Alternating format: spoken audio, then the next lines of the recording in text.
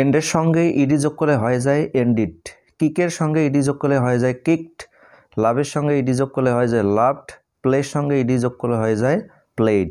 অর্থাৎ এই যে শব্দগুলো, এই শব্দগুলি হলো ভার্ব।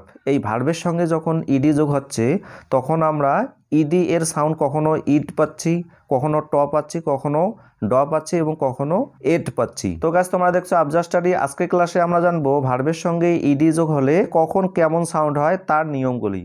তো ভিডিওটি শেষ পর্যন্ত দেখো, তাহলে আশা করি আজকের পর থেকে ভার্বের পরে ইডি যোগ হলে কখন কীরকম সাউন্ড দিবে সেটা নিয়ে কখনো ভুল হবে না। প্রথম নিয়ম হলো মূল ভার্বের লাস্ট সাউন্ড যদি ড, ট, অ এবং ই হয় তবে ইডি এর উচ্চারণ হবে ইড, রস্বই আর ড, ইড হবে। যেমন প্রথমে দেখো ইএনডি এন্ড, এই এন্ডের সঙ্গে যখন ইডি যোগ হচ্ছে তখন উচ্চারণ চেঞ্জ হয়ে হচ্ছে এন্ডিড। এখানে ইড সাউন্ড পাওয়া যাচ্ছে, কেননা এন শব্দের শেষে দেখো ড সাউন্ড পাচ্ছি আমরা, তো এন্ড থেকে হয়ে যাচ্ছে এন্ডিড, এর অর্থ হলো শেষ হওয়া। একই রকম করে দেখো স্টার্ট, স্টার্টিড, এর অর্থ হলো শুরু করা। এনজয়, এনজয়ড, এর অর্থ হলো আনন্দ করা। এগ্রি, এগ্রিড, এর অর্থ হলো রাজি হওয়া।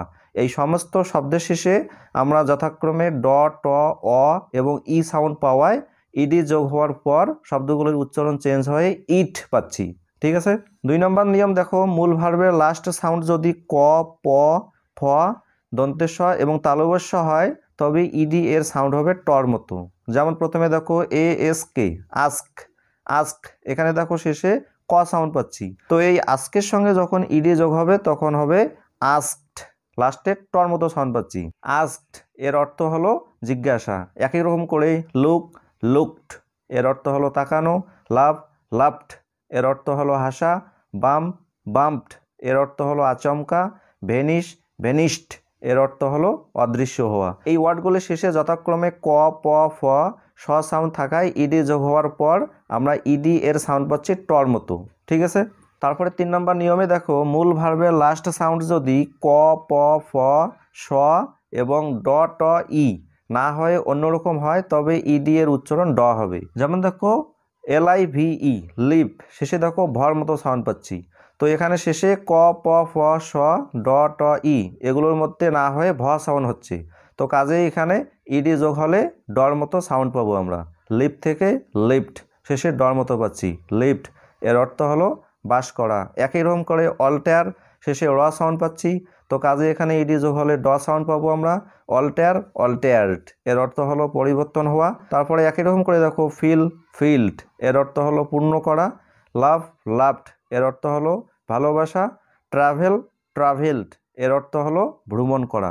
এই সমস্ত ওয়ার্ডের শেষে আমরা ক, প, ফ, স, ড, ট, ই এই সাউন্ডগুলো না পেয়ে অন্য সাউন্ড পাচ্ছি, তাই ইডি এর উচ্চারণ আমরা ডর মতো পাচ্ছি। এখানে মনে রাখবে 1 নম্বর এবং 2 নম্বর নিয়মে মূল ভার্বের শেষে যে সাউন্ডগুলো পাচ্ছি সেই সাউন্ডগুলো না পেয়ে অন্য সাউন্ড পেলে ইডি এর উচ্চারণ হবে শুধু ড এর মতো। ঠিক আছে। 4 নম্বর নিয়ম দেখো, মূল ভার্বের লাস্ট সাউন্ড যদি এ, ওয়াই, এই হয় তবে ইডি এর উচ্চারণ এড হবে। অর্থাৎ কোনো ওয়ার্ডের শেষে যদি আমরা এ, ওয়াই পাই এবং সেটার উচ্চারণ যদি এই এর মতো হয় তাহলে ইডি এর উচ্চারণ এড হবে। যেমন দেখো প্লেই, প্লেই, এখানে দেখো শেষে এ, ওয়াই এর সাউন্ড আমরা এই এর মতো পাচ্ছি, তো কাজেই এখানে ইডি যোগ হলে হয়ে যাবে প্লেট, এখানে এডের মতো সাউন্ড পাচ্ছি, প্লেট, এর অর্থ হলো খেলা করা। একই রকম করে দেখো প্রেই, প্রেট, এর অর্থ হলো প্রার্থনা করা। তারপর স্টে, স্টেট, এর অর্থ হলো থাকা। তারপর স্লেই, স্লেট, এর অর্থ হলো হত্যা করা। এই ওয়ার্ডগুলো শেষে দেখো এ, ওয়াই রয়েছে এবং এ, ওয়াই এর সাউন্ড আমরা এই এর মতো পাচ্ছি, প্লেই, প্রেই, স্টেই, স্লেই, তাই ইডি এর সাউন্ড আমরা এড পাচ্ছি। ঠিক আছে। তো ফ্রেন্ডস, এই ছিল আজকের ক্লাসের আলোচনার মূল বিষয়বস্তু। ভিডিওটি ভালো লাগলে অবশ্যই লাইক ও শেয়ার করে দেবে, আর এই চ্যানেলে নতুন হয়ে থাকলে সাবস্ক্রাইব করে অল নোটিফিকেশন বেল অন করে রাখবে। তো আজকে এই পর্যন্ত, এরপর সাক্ষাৎ হচ্ছে পরের কোনো ক্লাসে। সবাই ভালো থেকো, সুস্থ থেকো।